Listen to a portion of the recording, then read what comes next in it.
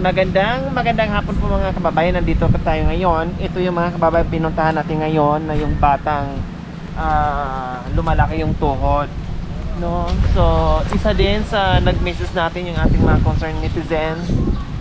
So, malaking tulong din po sa ating mga nagmi-message para yung mga hindi natin kayang abutin, hindi natin kayang puntahan, no? Malalaman at mapupuntahan natin yung mga taong nangangailangan natin ng tulong. So ito, nandito na tayo ngayon. Ito po yung kanilang bahay. Ayan, nasa paligid ng ilalim ng mga kamanggaan. Hello! Good afternoon! Anong pangalan nila? Pangalan ko? Opo. Leonora Leonora Troyo. Kayo po? Jimmy Mendoza po. Jimmy Mendoza. Bakit magkaiba ang apelyido? Hindi kasal? Hindi pa po. Bukas kakasal ko kayo ha. Ilan ang anak nyo? 4. Bunso? Ilang taon na si Bunso? 17 niya ngayon. 17. Anong pangalan mo anak? Jason? Mendoza po. Ano ba ang nangyari sa tuhod mo, Jason? Pwede ko makita anak? Kabila, hindi pala yung isa. Yung isa lang. Oo, isa lang. Pero yung isa parang Ito lang ang nag-umpisa na rin may tama. 17 years old. Kailan yan nagsimula? Bakit naging ganyan ang tuhod ni Jason, nanay? Nung nagbisikleta. Opo. Tapos na pinahilot namin. Tapos may nasaktan doon na urat. na ugat. Oo. Opo, tapos Yun. hindi na pahilot. Pangalawang hilot doon Opo. nakuha na may nasaktan yung urat. O tapos Tapos yun, lumaki na. lumaki, hindi nyo na pa-check up sa hospital? Hindi nyo po nadala? Pina-check up namin. Nung po yan, May may... nung sumakit yung dibdib niya, kasi nabutas daw yung Yung heart, yung puso puso, niya, puso. may butas. tapos ito, sumasabay naman na lumaki. Ngayon, nung chinikap sa dagupan, sabi, Inborn. cancer. Sabi yung Bone cancer. sabi yung doktor. Bone cancer. Napano yung dibdib niya na parang tapos na, 2.5 nung binabas na kasi pinalabas ko na kasi walang pera Opo. kasi puro gastos doon sa lagupan. Nung sige lumabas na kayo, gumaling na po yung puso. Okay, ganito tatay, ganito. Ibig sabihin, si Jason may butas, may sakit sa butas sa puso. Ngayon, yung sakit niya doon sa butas ng puso niya, okay na. Nag-maintenance pa Naoperahan po ba siya or may maintenance lang po doon sa para sa puso niya? Kaya pala payat siya, no? And then, hanggang ngayon tuloy-tuloy yung gamutan niya doon sa sakit sa puso niya. Sumabay itong tuhod niya dahil na disgrasya doon sa bike at merong naipit na ugat diyan. Yun lang ang pinagmulan hanggang ngayon, ganyan na siya lumubo. So ilang taon na ito? Ilang taon na itong ganyan? Mag-isang taon na. Mag-isang taon pa lang pero ang laki naman ng Kasi kasi yan. parang ulo na ng bata. Nung nagkaroon na araw, pina-check up. Opo. Check up sa Dagupan sa Region 1. Sabi yung kamag-anak ko, Uncle, yung inutang mo na 1,000, kinapos kasi hanggang pagkain namin. Pina-check up ko, wala namang nakita. Opo. Tapos, nung inatrasan po madam, 8 doktor daw, walang nakita.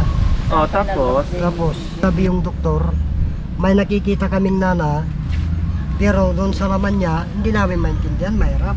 Sabi ko madam. parang hindi nila ma-diagnose kung ano ba talaga yung kalagayan dyan sa tuhod ni Jason. Jason, masakit ba siya? Kumikirot ba? Ano siya? Tapos paano pag yung lumalakad ka, anong mararamdaman mo, Yung Jason? parang ginuguyod niya. Hindi mo siya mailapat, hindi mo siya maitayo ng diretso na pero masakit. May nana daw sa loob. Pero sabi daw po niya, Hindi naman daw kayang operahan. hindi, sabi niya po yung ano, yung niya, na ganon. Parang ginuguhit na yung isang paa niya. sabi yung doktor po kasi madam, ano, sabi niya ultrasound. Ultrasound. Pero maitaas mo. Maituwid mo, Hindi. ganon, hindi rin. Ganon lang. Parang yung itong buto Ang niya, sabi parang daw yung- ano, tumapos na ganon. Mag-ano Ito, kayo ng ito. 6,000 ultrasound. Sabi ko wala naman yung saan po, Ultrasound ang hinihingi ng doktor. para makita daw yung ano. Eh sabi ko naman po alam yung kamag-anak ko. Nakikita mo wala naman ako miski isain. Saka yung pagkain niya pa nga kung saan ako nagdidiskita. Saan tayo kukuha ng ganyan? Magdidiskita po kayo ang kasi siya nang sabi ng doktor, hindi, ganito na lang. Kung ano, awa ng Diyos na lang, sabi ko, kung wala akong mahanap, yung magagawa natin, Diyos na lang nakakaalam, wala naman ako miskisin ko. Parang ang sinasabi niyo po tatay, sa sobrang hirap ng buhay, gustuhin niyo man ipagamot at bitbitin sa ospital, kailang wala kayong matatakbuhan. Kaya Parang wala akong- ipapasa Diyos niyo na yung sakit ng anak niyo. Ano bang trabaho ni Tatay Jimmy? Ano po, madam, wala. Extra lang po matong kontraksyon. Construction. O maka-extra ko ng 2 araw, may Yun lang yun. 600. 600. Yun lang, bibili ko na naman ng 2 kilong bigas. Bili ko Nanay niyo, ng... Nora, anong trabaho niyo dito lang sa bahay? Opo. Nag-aalaga kay Jason. Ano ba ang kahilingan ni Jason? Lumiit po. Ano daw? Ano? Lumiit. Gusto niyang lumiit. Ang kahilingan ni Jason is gustong lumiit yung kanyang tuhod. Ibig sabihin, mapagamot, no? And then, sa abot ng ating makakaya, nandito tayo at manawagan din tayo sa ating mga sponsor na ay matulungan natin si Jason dahil nagpunta na sila ng hospital. Ang nirequest ng doktor ay kailangan ma-ultrasound, tama? Para malaman ng doktor, mabasa ng doktor kung ano ba talaga itong nangyayari sa tuhod ni Jason, bakit namamaga. So, ang ultrasound ata, hindi ko alam, depende sa hospital, no? Hindi ko alam, more or less ata 5,000. So, yun po yung pananawagan ng tatay na sana at ang panawagan din ni Jason ay lumiit na po. Ibig sabihin, gagaling, magamot, no? Dahil ngayon, nagagamot din siya para doon sa puso niya. And then, ito hindi magamot-gamot dahil walang pambayad, walang pera dahil ang tatay extra ng construction, din ang nanay dito na sa bahay at nag-aalaga dito sa anak niya na bunso na may sakit. So ang hirap, no, kasi ang payat niya siguro dahil ang dami ko na rin pasyente na may mga sakit sa puso, mga payat po talaga sila. Ewan ko, parang gano'n, no, mga payatot po talaga pag may sakit sa puso. And then Bakit pangawin po Ay. namakan, yapat na araw, hindi na kumakain. 4 na araw hindi na siya kumakain. Bakit po tatay? Sana mapait ang lalamunan niya. Mapait na daw yung pagkalasa niya. Bakit? Ang hirap pala daw mga kababayan, no? Kasi sabi ni Jason, hindi siya nakakain ng maayos dahil mapait yung kanyang panglasa. At sabi ng tatay, muntik nang bumigay, muntik nang mamatay dahil 4 days nang hindi kumakain. Sabi ko nga, Madam payat-payat ka niya. Tigilan mo na nga yan mo pag-inom ng gamot. Ang payat mo na. Sabi Ayaw mo, na- Oo, ayaw na niyang kumain. Tapos pinipilit ko pang kumain. Itigil na yung gamot. kahit anong pagkain, wala siyang ganang kumain. Hindi, minsan po Minsan madam. linulugawan ko.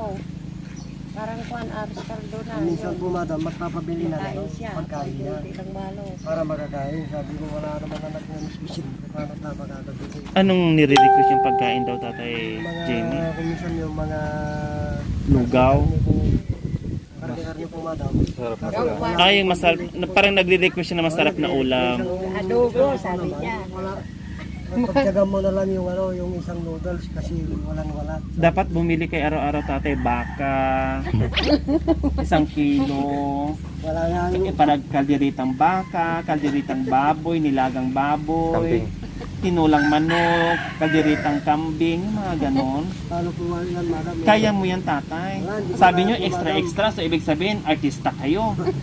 Kasi extra-extra ang trabaho nyo. Ano bang channel yan? Channel 2, Channel 7? Hindi, pinapatawa ko lang kayo, tatay. Kasi di No? ba pa nga yung bahay ko, sir, ay madam, wala akong mapapagawa yung pagkain sa pagkain.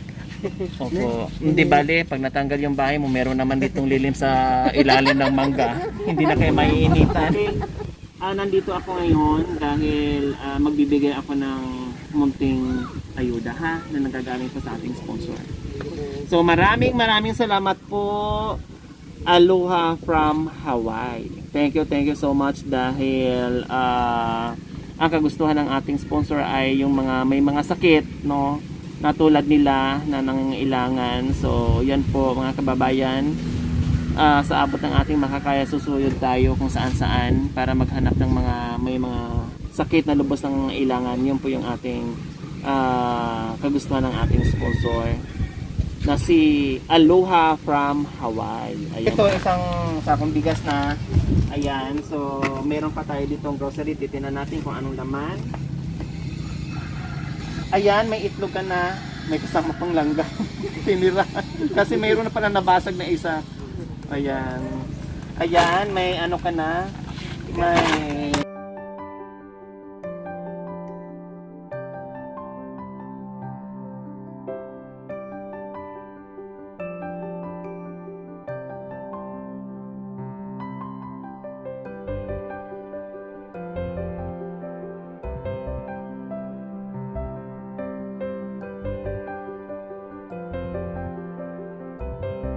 Hawaii. So and then bukod pa riyan, magbibigay muna kami ng paunang tulong na cash, no, na kahit paano pambili-bili. Anong ulam gusto mo? Ay, manok lang. Adobo o tinulang manok? Tinulang para may sabaw. O sige, bili ka anak. Pabili ka ng masarap na pagkain, tinapay ba? O ha? Anong sabi ni nanay? Salamat, sabi ko. Walang ano man. Ha, pabili ka, Jason, ha? Ngayon na kaagad, pabili ka. Malayo kayo sa bayan, eh. May tali pa po dito. Merong talipa pa dyan. O habang maaga pa, bili na kayo kasi ang layo ng bayan nyo. No, 10 kilometro pa bago makarating. Ay, Diyos ko miyo, ang hirap. So, ayan, Jason, meron ka na. So, anong mensahe mo, nanay, sa sponsor? Mama, Aloha, maraming salamat po. Binigay nyo sa amin nga tulong. Ayan, walang ano man, nanay. Tatay Jimmy, anong mensahe niyo po sa ating sponsor na si Ma'am Aloha from Hawaii? Maraming salamat po kasi yung tinulong nyo. Salamat. Maraming salamat po. From Aloha po, madam. Ayan, walang ano man, Tatay Jimmy, no? Jason, anong mensahe mo kay Tita Aloha? Maraming salamat po, tita. Ayan, walang ano man. So, kita paano na napangiti natin si Jason. Si nanay, bilib ako kay nanay, no?